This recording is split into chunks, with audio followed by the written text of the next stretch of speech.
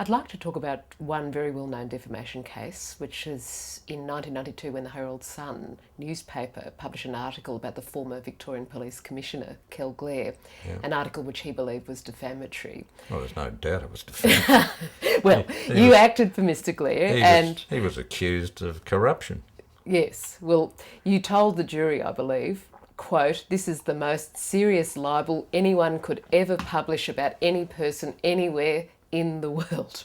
And this is subsequently described as a carefully understated opening.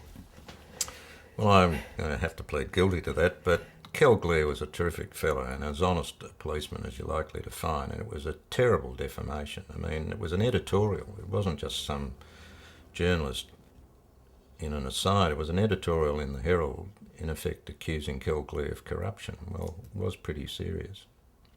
I believe you were mentioning a moment ago about the human drama and emotion aspect, and I think there was a point in the trial where Kel Blair, when he stood up, was clenching his jaw and trying to prevent himself from tears or something like that. But then there was some similar response from the how would you describe him? Well, we're really talking about Piers Ackerman, aren't we? The editor of the Herald Sun, who wrote that editorial. He got up and put on a similar bravura performance, I believe. Piers is not a man who was disposed to apologise, even when he was clearly in the wrong. I mean, the case really was an assessment, but it was made better for the plaintiff, as cases often are, by being defended. If the case had run through, like Jeff Kennett's case did, in a matter of a day or two, the result would have been a much more modest one. Yes, emotions, however, are running high in other ways. I believe another Victorian bar legend, the late Neil McPhee QC, was appearing for the Herald Sun, and there's an interesting anecdote about you, Neil McPhee, and some biros.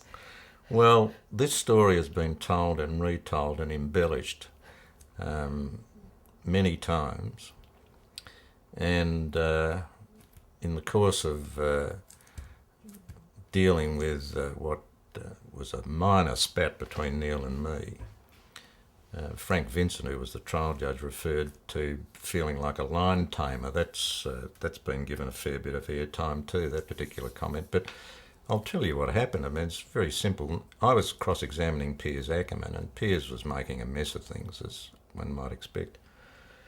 And Neil, who was a great tactician, decided some diversionary tactics were in order. So his brief comprised a foolscap folder. And you know how you can take a bundle of papers in a folder and flop them over and they make a bit of a noise. Well, Neil decided, perhaps for the first time, to read his brief. So he's flopping over the brief and going on and making this heck of a racket. So I just stopped and looked at him. And the jury saw me looking at Neil, and Neil suddenly realised he was the focus of attention, so he stopped. And I continued on. Well, over lunchtime, Neil had obviously decided on a different diversionary tactic. He came back into court after lunch with about 5 or 6 biros in his pocket, which he then proceeded, after a short pause, to click. And I'm standing there trying to cross-examine while Neil's clicking away on all these biros. So I looked at the judge and I said, well, he's at it again. That was what happened. And so Neil said, Neil protested his innocence and what have you. Anyway. They said that you looked like a demonic character straight out of Wuthering Heights when you said, he's doing it again, he's doing it again. Probably true. I mean, Neil and I were protagonists over a lengthy period. We did a lot of cases against each other. He was a terrific advocate and a great opponent, and I really enjoyed being against him. And it was really like a couple of mates having a sort of, a fun brawl, that's all. It wasn't serious.